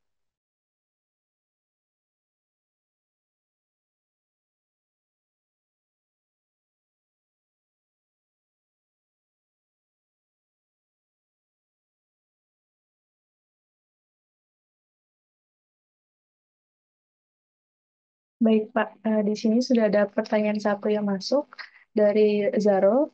Halo Lydia, aku mau nanya, apakah panggilan itu bakal berpengaruh dengan doa ibu? Pengaruh dengan apa? Pengaruh dengan doa ibu, Pak. Doa ibu. sorry, boleh sekali lagi panggilannya? Apa pertanyaan tentang panggilannya? Ya, jadi apakah panggilan itu bakal berpengaruh dengan doa ibu? Apakah panggilan itu akan berpengaruh dengan doa ibu? Begini, tidak percuma Tuhan tuh mendorong bukan cuma ibu kita ya, tetapi semua orang Kristen yang lain yang mengenal kita itu untuk kemudian mendoakan kita. Tidak percuma. Tuhan itu tidak hanya menetapkan untuk menjawab doa, tetapi Dia menetapkan juga kita untuk berdoa. Jadi Allah yang berdaulat itu bukan hanya menyiapkan hal-hal baik bagi kita, tetapi Dia juga memerintahkan kita untuk berdoa, karena Dia tahu bahwa Dia akan juga memberikan jawaban bagi doa-doa kita setelah kita berdoa. Nah, maka ada masa di mana saudara dan saya misalnya tidak bisa apa ya, katakanlah mau mengerjakan panggilan, maka ada orang tua yang mengasihi kita mendoakan kita. Baik kalau di kampus tuh saudara punya teman-teman sepersekutuan yang juga berdoa untuk masa depan saudara. Mungkin itu adalah sarana yang Tuhan pakai untuk membawa saudara kepada tujuannya dia. Jadi ya doa ibu, bukan hanya doa ibu yang ini takutnya karena kita sering dengar lagu di doa ibuku, kita cuma doa ibu yang kita pikirkan. Tapi itu ada doanya pendeta, ada doanya teman-teman, ada doanya sahabat, ya bahkan doa kita sendiri. Tuhan bisa bawa kita kepada untuk menggenapi panggilan melalui doa-doa itu.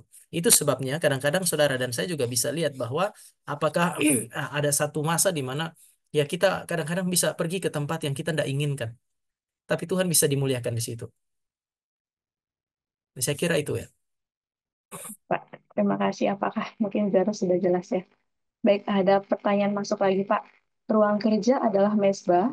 Apakah mengerjakan pekerjaan melebihi atau di luar job desk dan jam kerja karena permintaan atasan termasuk contoh dari mesbah di ruang kerja? Boleh Sorry, dijawab, Pak. sekali lagi lebih agak pelan. Ruang kerja adalah mesbah yang tadi Bapak sebutkan. Iya. Apakah mengerjakan pekerjaan melebihi atau di luar job desk dan jam kerja karena permintaan atasan termasuk contoh dari mesbah di ruang kerja? Ya. Begini, eh, ada masa-masa memang orang Kristen itu bekerja bukan hanya semata-mata berdasarkan job desk. Ya, ada masa-masa. Jadi kalau kita hanya kerja berdasarkan job description aja, ya kita adalah pekerja rata-rata. Ada masa-masa di mana saudara dan saya bisa bekerja melampaui itu kok. Tetapi juga yang saya takutkan adalah ketika saudara bekerja melampaui tuntutan, orang kemudian memanfaatkan kita. Ini perlu ada keseimbangan di sana. Nah, saya pernah memberi nasihat kepada salah satu pemuda yang saya layani. Itu saya bilang kepada dia, kalau kamu bekerja, itu jangan orientasinya gaji besar pertama. Jangan berorientasi untuk posisi. Yang paling penting adalah kamu kerja yang paling baik. Jadi di dalam kan setiap kita itu ada, katakanlah kalau kita bekerja itu, yang namanya naturnya pekerjaan itu ketika kita menempati satu pos, pos itu tuh punya apa ya, bagian kerja yang cukup luas, kemudian kita ditempatkan pada satu titik untuk kemudian menjangkau wilayah tertentu. Tapi ada masa-masa orang tertentu ditempatkan pada titik A untuk meraih katakanlah wilayah A, B, dan C, ternyata dia bisa sampai D dan E. Ya, begini, lakukanlah itu seperti untuk Tuhan bukan untuk manusia. Kenapa? Karena dengan melakukan itu saudara akan berkembang dengan sendirinya. Kitanya yang berkembang. Mungkin tidak dapat duit di situ, tetapi kita berkembang. Jadi itu bagian daripada pengembangan talenta. Sehingga ketika saya ngomong dengan pemuda itu saya bilang begini, kalau kamu ada banyak apa ya berjuang untuk lakukan yang paling baik, ya pada satu saat ya apa ya kamu tidak bekerja untuk uang, tidak bekerja untuk posisi tertentu, tapi kalau kamu selalu kasih yang paling baik, kayaknya pada akhirnya di dunia ini kamu hanya akan melihat cara orang mempertahankan orang-orang terbaik adalah mereka menaikkan gajinya atau mereka taruh dia pada posisi yang tepat. Tetapi ya orang juga tidak akan pilih saudara kalau saudara adalah rata-rata. Misalnya, kalau di kantor itu semuanya bukan Kristen, hanya Anda saja yang Kristen.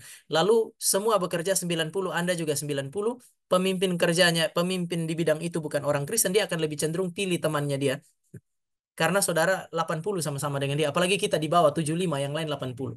Mau tidak mau saudara harus 99 supaya kemudian saudara itu kemudian disadari keberadaannya, lalu kemudian perjuangan saudara juga dihargai. Tetapi kita kan tidak bekerja demi kompensasi ya. Ada masa-masa mereka minta kita kerja ya sudah. Tapi di sisi yang lain kalau terus-terusan begitu kita juga harus ada keadilan. Kita tidak boleh membiarkan diri kita terus dimanfaatkan oleh orang lain. Jadi ya saya kira ini perlu ada di tengah ya. Kita tidak boleh membiarkan diri kita juga dikerjain dan dimanfaatkan oleh orang lain semata-mata demi keuntungan mereka. Ya, seharusnya kalau memang ini perlu sedikit lebih spesifik supaya kita bisa diskusi.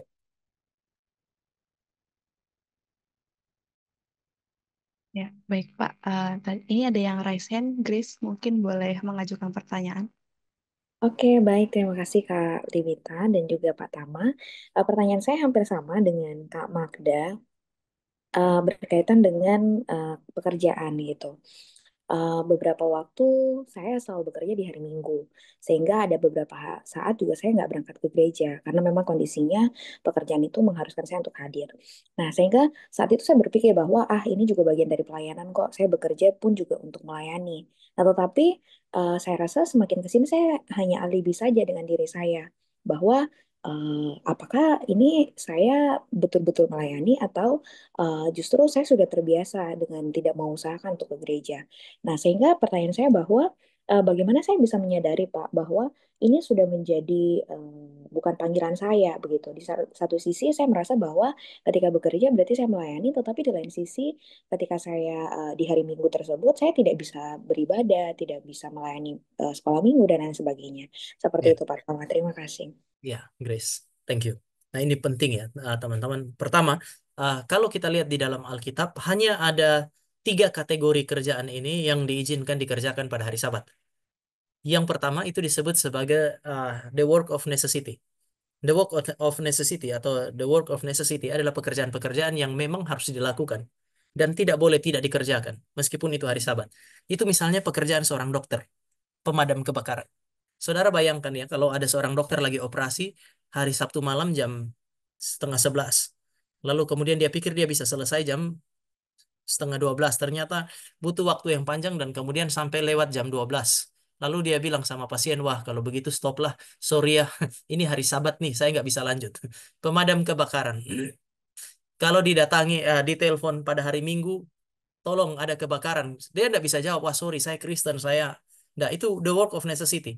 Kalau tidak dikerjakan, kehidupan orang lain berbahaya. Maka itu harus dikerjakan.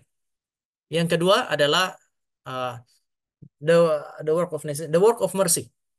Pekerjaan-pekerjaan belas kasihan. Makanya Tuhan Yesus menyembuhkan orang pada hari Sabat. Atau Tuhan Yesus bilang kalau kerbau atau lembu saudaramu itu jatuh ke jurang kan kamu tarik juga meskipun itu hari Sabat. Itu the work of mercy. Lalu yang ketiga adalah the work of piety. Pekerjaan-pekerjaan terkait dengan ibadah.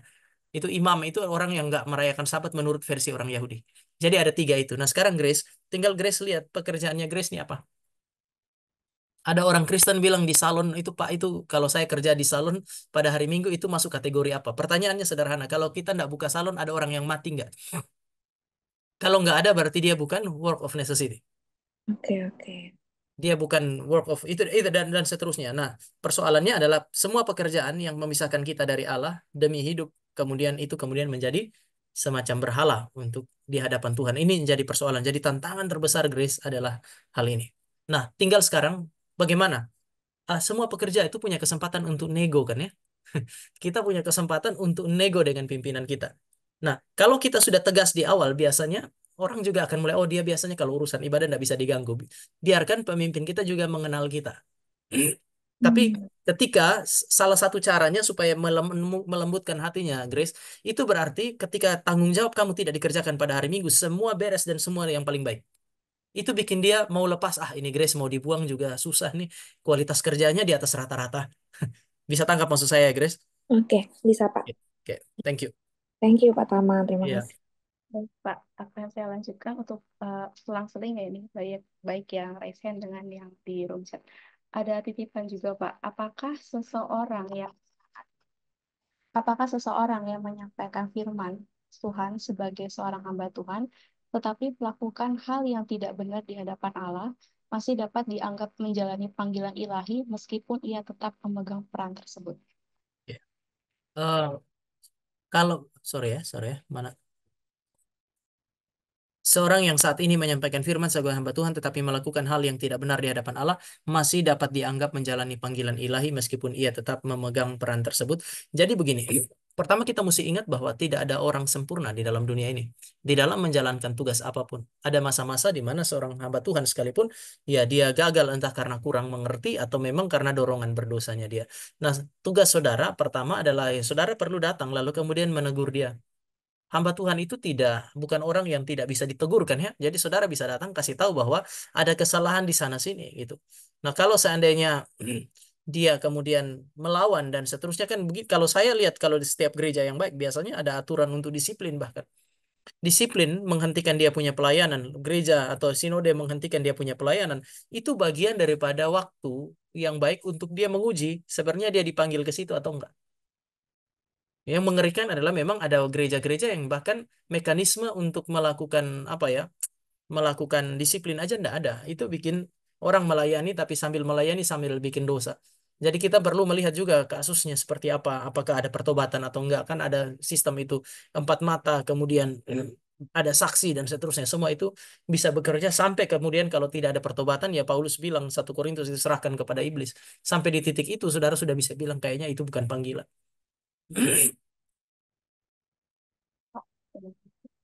Di sini ada yang raisen, boleh Christian, silakan. Halo, Ya, ada suaranya. ya kedengaran Christian. Ya, dari penjelasan Bapak tadi, saya nggak lihat ada ruang untuk kita ada kita menikmati diri kita sendiri gitu. Misalnya saya punya hobi melukis, ya kadang kalau saya melukis tuh bisa berjam-jam di kamar, itu saya nggak merasa sedang memuliakan Tuhan gitu. Nah itu ada tempat gak ya untuk seorang reform? Thank you. Oke. Christian, tadi saya kalau lihat lingkaran yang saya gambar tuh ada rest di situ kan ya? Ya, Eh, ini. Mungkin kamu bisa menempatkan ini di sini, di sini. Jadi ada kok, maksudnya waktu-waktu untuk mungkin ya bisa dikatakan beristirahat, menikmati banyak. Dan bahkan di dalam sebenarnya kalau Kristen kalau kamu perhatikan di dalam tradisi teologi Reform tidak ada pembedaan sakral dan sekuler. Kalau kamu pada akhirnya menjadi seorang pelukis sekalipun, ya lakukanlah tugas itu dengan memberi yang paling baik. Jangan asal-asalan. Jadi ada kok waktu-waktu di mana teman-teman dan saya bisa menikmati hobi kita. Selama ya, kok jangan sampai hobi melukis membuat pekerja apa tugas sebagai mahasiswa terbengkalai itu juga nggak boleh kan? Karena dimensinya banyak. Tetapi Tuhan tetap kasih ruang 1 jam 2 jam melukis. Saya kira itu sesuatu yang nggak ada masalah sih. Ya, ya, tapi ya tinggal perhatikan apa yang dilukis juga nih. Jadi objek lukisannya dan seterusnya selama itu sesuatu yang baik, saya kira nggak ada masalah. Tuhan memberikan hobi untuk memberikan penghiburan, memberikan kekuatan kepada kita. Jadi jangan lihat hobi itu sebagai sesuatu yang sama sekali tidak memuliakan Tuhan. Nanti dulu. Ketika kita habis melukis, kita kasih ke orang lain. Kadang-kadang lukisan kita tuh bisa bicara, Tuhan pakai itu untuk memberikan kelegaan, memberikan sukacita, freshness kepada orang lain. Wah, itu juga sebuah bagian yang bisa dikatakan dimensi sosial daripada apa karunia, talenta yang Tuhan berikan. Apakah saya menjawab ya, Christian? Pak, kalau di kelas katekisasi kan saya pernah belajar bahwa istirahat itu tetap kita harus beristirahat memuliakan Tuhan gitu. Misalnya di surat Paulus bilang kalau dimakan dan minum pun kita harus memuliakan nama Tuhan. Nah, saya sedikit bingung di situ. Dalam lukisan saya nggak merasa memuliakan Tuhan sih. Misalnya saya suka melukis anjing saya gitu. Nah, itu objeknya anjing saya kayaknya nggak ada hubungannya dengan Tuhan gitu. Oh, Ya, ya, thank you. gini, tapi anjingnya Christian itu diciptakan oleh Tuhan. Itu bagian daripada menikmati keindahan Tuhan. Tuhan kasih itu gini, Tuhan menciptakan alam semesta ini indah-indah gitu. Salah satunya yang pada dirinya dia indah, yang kedua dia merefleksikan kemuliaan Tuhan sehingga ketika Christian melukis itu ya gini Christian, itu akan menjadi tidak berhubungan sama Tuhan kalau gambar anjing lalu kemudian tidak pernah ingat bahwa yang menciptakan anjing itu Tuhan. Kan kamu bisa apa ya gambar anjing dan menikmati itu pertama mencintai anjing itu keindahannya dia dan seterusnya kan ya. Nggak ada yang salah dengan itu. Tapi abis itu bilang, Tuhan saya bersyukur ya. Dengan adanya anjing ini saya dan karunia untuk melukis, saya bisa menikmati hidup saya. Tuhan tuh nggak pernah larang kita menikmati hidup. Tapi jangan juga saking menikmati hidupnya, nggak ada ruang untuk orang lain, nggak ada ruang lagi untuk Tuhan. Jadi akhirnya melukis sepanjang hari, ya, itu masalah. Jadi kaitan dengan Tuhan itu bisa kita lihat di dalam banyak hal. Ya, apa Christian. Jadi itu kenapa saya bilang ya pekerjaan di dalam dunia ini kan nggak ada pekerjaan yang sakral dan sekuler. Semuanya sakral. Selama pekerjaannya itu bukan mencuri kan kalau kita pakai fisika segala yang mengeluarkan energi kan kerja. Mencuri juga mengeluarkan energi itu. Tapi apa selap itu adalah sebuah pekerjaan yang baik saya kira nggak ada masalah. Melukis itu sesuatu yang baik. Cara Tuhan untuk melepaskan kita dari banyak ketegangan itu ya hobi sebenarnya. Terima kasih. Ya, terima kasih. Baik, Pak. Untuk pertanyaan selanjutnya, kita dipanggil untuk melayani keluarga, namun sebagai anak. Bagaimana kalau di dalam unit keluarga kita menjadi seorang yang semakin jauh dari Tuhan dengan segala kepahitan keluarga? Ya. Saya pernah satu kali khotbah di retret pemuda itu. Eh, Coba perhatikan bahwa gini, gereja di dalam perjanjian lama menuju kepada perjanjian baru, Allah mulai dari keluarga. Betapa pentingnya keluarga itu. Jadi gereja perjanjian lama itu keluarga Abraham, keluarga Ishak, keluarga Yakub, keluarga para patriark. Jadi kita tidak bisa mengecilkan peran keluarga secara sosial, secara spiritual. Yang kedua adalah keluarga tempat kalian berada adalah keluarga yang tidak ideal. Mungkin. Tetapi coba lihat, Abraham, Ishak, dan Yakub punya keluarga. Siapa punya keluarga ideal? Disitulah kepahitan, disitulah orang saling menyakiti, disitulah ada dendam dan seterusnya. Aduh, keluarganya Abraham, Ishak, dan Yakub, keluarga paling kacau balau. Di antara semua keluarga yang dicatat dalam Alkitab, saya kira ini paling kacau balau. Tapi saya mau ingatkan kepada teman-teman, tidak ada keluarga di dalam Alkitab lebih dipakai oleh Tuhan untuk jadi berkat lebih daripada keluarga Abraham, Ishak, dan Yakub. Kenapa? Karena Tuhan di tengah-tengah keluarga itu Tuhan selalu bangkitkan orang-orang tertentu. Bayangkan ya, Yakub punya anak 12 laki-laki yang kurang ajar 10. Benyamin entah bagaimana, tapi Tuhan pakai Yusuf. Tuhan pakai Yusuf, Tuhan pakai Yusuf ada dalam proses penderitaan, Tuhan pelihara, lalu kemudian melalui proses itulah saudara-saudaranya itu kemudian bertobat loh. Teman-teman jangan lupa bahwa proses dia kasih makan Benyamin lebih daripada keluarganya, saudara-saudaranya tidak komplain dan seterusnya. Mereka punya percakapan-percakapan yang dia dengar. Itu mengandaikan ada pertobatan pada diri mereka. Jadi kalau keluar saudara ada dalam keluarga yang tidak ideal dan saudara mengerti firman, jadi jangan jadi anak yang ikut-ikutan tidak ideal. Berdoalah untuk keluarga itu. Karena tuh bukan tidak mungkin Tuhan bisa kemudian menolong orang-orang yang disebut sebagai anak ini untuk kemudian jadi berkat. Banyak loh orang tua yang bertobat karena melihat kesaksian anak. Jadi ini bukan sesuatu yang tidak mungkin. Bahkan kalau saudara yakin saudara telah diselamatkan, ingat Alkitab bilang satu orang bertobat, mungkin satu keluarga itu dia bisa selamatkan melalui satu orang ini. Kesaksian itu menjadi sesuatu yang penting. Yang penting jangan merasa karena kita sudah lebih dulu bertobat, kita lebih rohani dari mereka, kita semau-maunya. Ini yang perlu dijaga juga sih. Baik, Pak. Ada pertanyaan lagi. Selamat malam, Pak. On what extent saya tahu talenta saya sudah berkembang? Di scannen apa yang dapat membantu kami mengevaluasi seberapa jauh kami serius menangani talenta kami? Oke. Pertama saya mesti ingatkan talenta itu penting. Tetapi tidak berarti bahwa Tuhan selalu minta kita melayani sesuai dengan talenta. Kadang-kadang ada masa di mana talenta saudara A, Tuhan kasih saudara melihat kebutuhan B, sehingga saudara dengan sangat terpaksa, saudara harus mengerjakan B. Melaluinya Tuhan membangkitkan satu kekuatan atau katakanlah talenta, kemampuan yang baru yang ada pada saudara. Nah, bagaimana saudara mau mengukur itu? Yang pertama, kita mesti definisikan dulu apa itu talenta. Pertama, talenta itu bisa saja hal-hal yang secara supranatural Tuhan munculkan. Dulu tidak ada, tiba-tiba Tuhan kasih. Jadi, apa ya? Ada satu kemampuan yang dulu saya tidak punya. Tiba-tiba Tuhan secara supranatural kasih. Itu bisa saudara lihat sebagai talenta. Yang kedua, talenta juga bisa merupakan hal-hal natural. Sejak lahir sudah punya.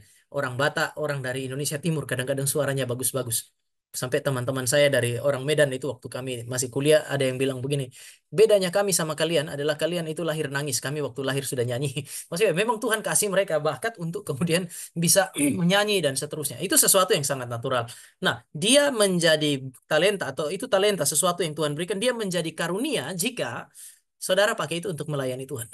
Nah, sekarang adalah bagaimana saya lihat talenta saya, lalu kemudian saya bisa apa ya ukur ada pertumbuhan atau tidak. Salah satunya adalah uh, talenta itu kan bukan hanya sesuatu yang saudara miliki secara natural, tetapi talenta itu kan hal-hal yang baik yang Tuhan berikan kepada saudara. Maka dia harus ada dalam relasi dengan talenta itu, saudara harus mengalami yang namanya pertumbuhan tuh. Misalnya, eh, saya pakai yang paling ekstrim. Ada orang jomblo berdoa minta pacar Tuhan kasih. Itu adalah hal baik. Jadi talenta itu bukan hanya sesuatu yang sudah saudara bawa dari lahir, tetapi segala yang baik yang Tuhan berikan. Saudara minta kuliah di kampus yang baik. Saudara minta pekerjaan dan Tuhan kasih. Itu adalah talenta yang Tuhan kasih. Dan dengan demikian semua yang saudara dapatkan itu harus kemudian dipakai pertama untuk mempermuliakan Tuhan, Lalu kemudian dia menjadi lebih baik. Setelah berelasi dengan pacar saudara, apakah saudara menjadi lebih baik? Bertumbuh secara spiritual, dia bertumbuh enggak? Ada orang tua minta anak, setelah Tuhan kasih anak, itu anak punya hidup hancur, orang tua terpisah dari Tuhan. Ini masalah. Sehingga ukurannya sederhana. Apakah saudara bertumbuh makin lama, makin serupa dengan Kristus melalui keberadaan talenta itu dan penggunaannya. Yang kedua, ya saudara harus kemudian pakai itu. Kalau itu adalah talenta misalnya untuk bermain musik, bernyanyi, seharusnya dengan memakai itu terus-menerus melayani Tuhan, melayani umat Tuhan. Ada yang namanya, saya pakai seorang sosiolog Inggris namanya Anthony Giddens, dia bilang ada yang namanya tindakan berkeahlian itu. Talenta itu diberikan, misalnya seorang penyanyi ya, kan kita kita diberikan karunia musik itu kadang-kadang kan telinga kita menembak nada itu, begitu dengar nembak tepat, dengar nembak tepat. Kita bisa terlahir dengan orang yang punya bakat seni, tetapi karena tidak dibina dengan baik ya kita cuman bisa nembak nada, nyanyi seadanya. Tetapi saudara kalau lihat ya, saudara pakai terus, apakah kemudian kemampuan bernyanyi, kemampuan bermain musik itu makin lama makin berkembang menjadi lebih baik atau tidak? Saya bersyukur dulu pertama kali masuk di Depok, Tuhan kasih kami satu pemain musik yang ya kalau saudara mau hari Minggu dia main musik, karena itu baru mulai, hanya dia satu-satunya pemusik. Sehingga kita harus hari Senin, hari Minggu habis ibadah, Senin atau sampai Rabu maksimal, lagu minggu depan sudah mesti kasih ke dia. Kalau saudara kasih dia lagu hari Jumat, nangis-nangis dia nggak mau main lagi. Meskipun dia main, dia akan main dengan penuh pergumulan. Artinya betapa sulitnya dia bermain itu. Tetapi karena dia terus dipakai oleh Tuhan untuk melayani, ada masa di mana dia sudah datang, kita kasih lagu, dia main. Artinya ada perkembangan yang sangat signifikan terkait dengan bakatnya dia. Jadi saudara harus pakai itu, lalu kemudian melalui proses saudara menggunakannya, Tuhan memberikan kelincahan, Tuhan memberikan apa yang disebut sebagai apa ya, tindakan berkeahlian, kekuatan untuk justru keahlian kita makin baik di dalam penggunaannya. Tetapi ya tadi talenta tidak bisa diukur hanya dengan perkembangannya dia dalam aspek keahlian tadi, harus diukur juga dari pertumbuhan. Karena lebih baik saudara tidak punya talenta daripada saudara punya talenta, tapi itu talenta dipakai untuk melawan Tuhan atau menjauhkan dari Tuhan. Baik, Pak. Terima kasih. Ada pertanyaan lagi. Bagaimana menurut Bapak dengan konsep memeras atau squeezem? Apa bedanya dengan konsep perbudakan? Ah, perbudakan itu orang lain maksa kita. Squeezism berarti kita menuntut diri kita, menuntut untuk mengikuti standar yang paling baik.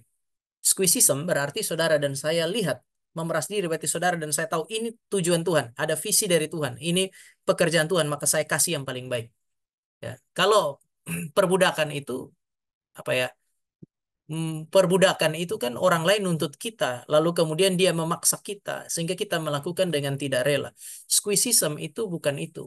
Squeezism itu bukan orang lain datang memerintah kita, tetapi Roh Kudus atau Tuhan bekerja melalui firman membuka pikiran kita supaya kita mengerti, oh ini kehendak Tuhan, ini maunya Tuhan. Apapun yang terjadi saya akan lakukan, saya akan pakai pikirannya saya pakai tenaganya saya pakai uangnya saya untuk mencapai kehendak Tuhan.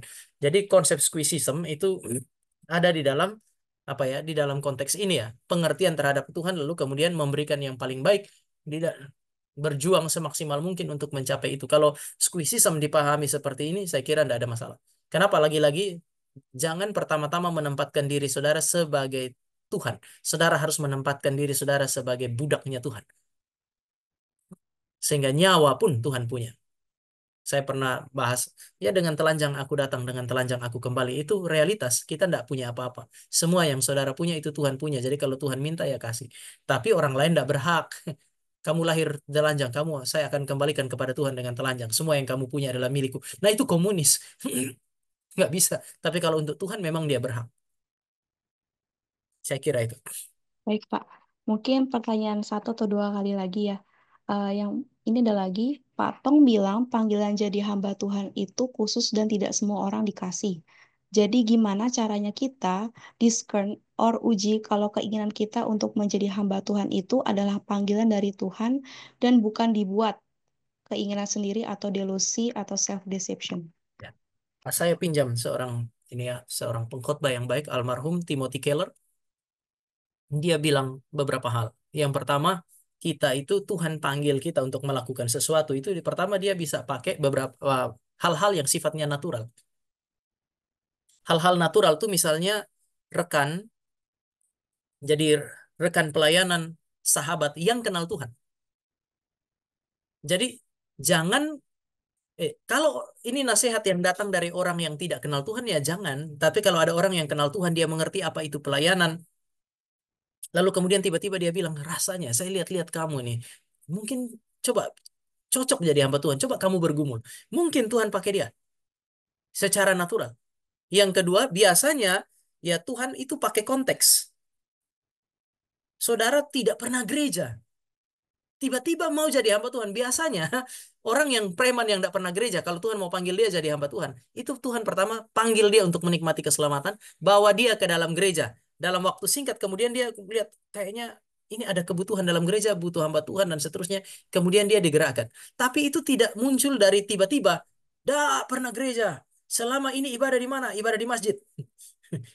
Tahu-tahu datang saya mau jadi pendeta. Wah, saya malah curiga ini teroris. Nggak bisa. Tuhan akan meletakkan saudara di dalam konteks jemaat untuk melihat kebutuhan umat Tuhan, lalu Tuhan gerakkan kita dengan kebutuhan itu. Jadi saudara lihat ya, ada hal-hal natural. Pertama adalah dorongan orang-orang yang kenal Tuhan, analisis mereka. Ini sebenarnya mirip dengan pacaran juga. Ada orang yang kita sebenarnya sudah sama-sama terus yang tiba-tiba ada yang bilang, kalian dua ini sebenarnya cocok. Nah, kalau yang ngomong ini bukan makhluk asing, turun dari planet tiba-tiba ngomong, ya saudara perlu pertimbangkan. Yang kedua, konteks. Pacaran itu kan ya seharusnya ada di dalam konteks. Saudara ndak bisa, ndak ideal itu pertemuan di Facebook tiba-tiba besoknya menikah. Kan nggak, lebih baik di dalam konteks pelayanan sama-sama. Ini mirip nih, melayani Tuhan. Dan yang ketiga, bagi saya harusnya saudara akan dorongan orang lain, keinginan hati berdasarkan konteks pelayanan. Jadi semua hamba Tuhan harusnya mempersiapkan diri dengan masuk, menguji diri dengan masuk dalam konteks pelayanan. Yang ketiga yang paling penting, konfirmasi firman Tuhan. Sekali lagi, harus ada konfirmasi Tuhan melalui firman. Entah saudara dengar khotbah, lalu khotbah-khotbah itu makin menggelisahkan, makin mendorong saudara untuk maju. Harusnya ada itu. Atau saudara baca firman, lalu ketika saudara baca firman, firman Tuhan itu menguatkan, meneguhkan hati untuk maju. Jadi mesti ada ini. Saya baru khotbah minggu lalu itu, Yohanes itu dapat rema dari Tuhan. Jadi kata firman itu logos, tetapi firman Tuhan datang kepada Yohanes di padang gurun. Kata firman Tuhan dia bukan pakai logos, seperti Alkitab yang saudara saya punya, tetapi rema artinya sesuatu yang setelah dia bergumul dengan firman, Tuhan ingatkan dia pakai firman bahwa Tuhan panggil dia untuk melayani mendahului Mesias. Dan saya kira yang ketiga ini adalah hal yang paling penting. Saudara mesti sadar betul bahwa ada firman yang menggerakkan saudara, mendorong saudara untuk meresponi panggilan untuk jadi hamba Tuhan. Saya kira itu. Baik, Pak. Pertanyaan terakhir mungkinnya karena waktu. Gimana kalau kita punya pergumulan dengan tempat kerja kita, misalnya mengenai status pekerjaan kita. Kita tahu status kita melanggar hukum jika menjadi temuan underpaid, bahkan hak dasar kita seperti BPJS Kesehatan dan ketenaga kerjaan kita nggak dapat. Gaji kita dibayarkan per hari. Kalau nggak masuk suruh komponen gaji kita hilang, termasuk ketika ada libur nasional. Jujur pengen pindah, tapi udah coba ke sana kemari, tapi ternyata belum ada panggilan. Udah sampai wawancara as user, tetapi nggak lolos. Sedih sekali sebenarnya. Apa yang terbaik yang bisa saya lakukan sekarang ya Pak Tama? Terima kasih. Ya. Ini apa ya? Sulit untuk menjawab ini. Tetapi begini, tempat kerja yang baik itu bukan tempat kerja yang menginjak-injak manusia dan kemanusiaan. Berbagian di sana berarti saudara dan saya mendukung orang menginjak-injak manusia dan kemanusiaannya di dalam diri kita atau di dalam diri orang lain. Ada masa di mana kritik atau tindakan yang tegas harus saudara ambil. Cuman memang kan persoalan sekarang adalah jadi seluruh diskusi bagi saya ini kan konteksnya seperti aniaya ini. Saudara punya hak diambil, saudara dituntut melakukan kewajiban kalau tidak dipotong, tetapi perusahaan tidak mengerjakan kewajibannya dia. Ini kan sesuatu yang bagi saya dia tadi uh, penghinaan terhadap atau menginjak-injak, menganiaya manusia dan kemanusiaannya dia itu sesuatu yang tidak baik. Nah, tapi sekarang saudara sementara ada di situ sudah cari coba tempat yang baru dan belum mungkin ya. Saudara mesti ingat bahwa tidak selamanya Tuhan suruh saudara dan saya meninggalkan satu tempat hanya karena saudara dan saya teraniaya di situ. Karena ada tempat di mana Tuhan mengizinkan saudara dan saya bertumbuh justru dalam konteks kita teraniaya memang. Nah, maka saudara perlu lihat, pertanyakan ini. Apakah selama saudara masih dalam konteks, saya pakai istilah teraniaya itu, saudara mengalami pertumbuhan secara spiritual atau degradasi? Kalau yang terjadi adalah degradasi secara spiritual, degradasi secara spiritual, saudara harus tinggalkan tempat itu dengan segera, apapun resikonya. Karena kita tidak boleh di dalam pekerjaan entah makmur atau teraniaya, lalu kemudian kita tidak bertumbuh. Itu kan tidak boleh. Tidak bisa menikmati relasi dengan Allah. Kalau dia teraniaya tapi masih bisa nikmati relasi dengan Tuhan, masih bisa bertumbuh, ya saudara mungkin bisa bertahan sebentar sambil cari pekerjaan yang tepat. Tapi kalau dia sudah aniaya lalu tidak bisa apa ya, tidak bisa bertumbuh sama sekali, wah, saudara secara spiritual tidak bertumbuh itu bukan tempat yang tepat. Karena pertumbuhan spiritual itu menjadi salah satu alat ukur utama. Yang berikut adalah ya kalau terkait dengan saat tidak seharusnya membiarkan, mungkin saudara sudah mesti pikirkan tempat yang baru. Kalau tidak pun, mungkin kadang-kadang ada masa di mana persaingan sulit, studi itu bisa menjadi salah satu cara Tuhan untuk mengembangkan diri kita. Tadi saya bilang bahwa ketika saudara saya masuk di satu tempat, kita kalau ada, maksudnya tempat itu katakanlah bukan Kristen paling banyak, pemimpinnya juga bukan Kristen, dia akan memprioritaskan orang yang sama dengan dia. Tetapi kalau saudara punya kapasitas, kemampuan lebih, biasanya orang akan sulit menolak fakta itu. Maka ya mari coba untuk kemudian mengembangkan diri kita, bukan hanya di dalam satu atau dua apa ya bidang tertentu, tetapi di dalam konteks yang cukup maksimal, sehingga ketika diwawancara kita juga bisa menawarkan diri kita dengan lebih baik. Itu satu hal. Yang berikut adalah kadang-kadang yang menjadi persoalan tuh coba pelajari juga gini, HRD itu kan mereka punya teknik sendiri gitu. Saya pasti contoh Sintayong itu waktu dipecat kemudian cari penggantinya, Erick Thohir tuh pakai satu cara yang menurut saya ya bisa jadi perdebatan ya. Dia panggil orang yang mau jadi pelatihnya timnas Indonesia itu datang untuk wawancara dengan dia pada hari Natal. Ini kan agak ngawur juga sebenarnya. Tetapi ada satu yang datang, bagi dia itu yang paling komit. Ya saya sih nggak mau ukur ukur dari apa ya dimensi yang sedemikian, tetapi itu berarti kan orang juga mesti lihat ada banyak hal pada teman-teman dan saya.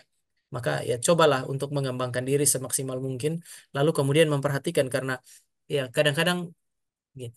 Di UI itu misalnya kan waktu ujian tuh ada tes potensi akademik. Itu rasanya sulit sekali, tapi melalui pembelajaran kemudian ada orang-orang yang bisa melewatinya dengan baik. Artinya ada kesulitan-kesulitan tertentu yang bisa terlampaui dengan melalui pembelajaran. Jadi ya yang saya mau katakan ada HRD itu juga ada pola-pola tertentu yang saudara juga perlu pelajari untuk kemudian bisa melampaui itu katakanlah di dalam wawancara dan seterusnya.